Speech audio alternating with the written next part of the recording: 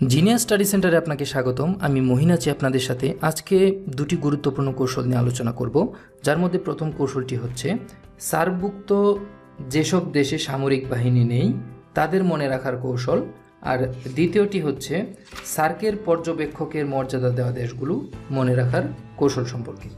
তাহলে চলুন কৌশলগুলো দেখে নেওয়া যাক।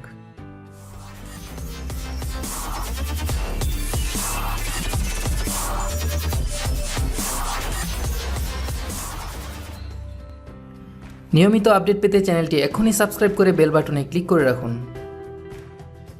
প্রথম কৌশলটি হচ্ছে সার্কভুক্ত যেসব দেশে সামরিক বাহিনী নেই তাদের মনে রাখার কৌশল। আমরা সার্কের মিনিংটা সবাই জানি, তারপরে আবার বলে নিচ্ছি।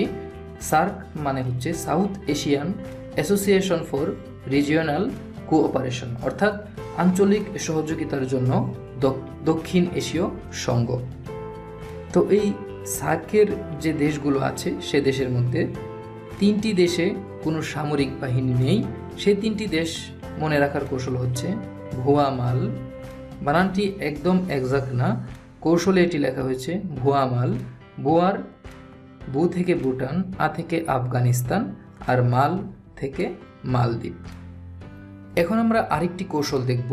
কৌশলটি হচ্ছে সার্কের পর্যবেক্ষকের মর্যাদা দেওয়া দেশগুলো মনে রাখার কৌশল।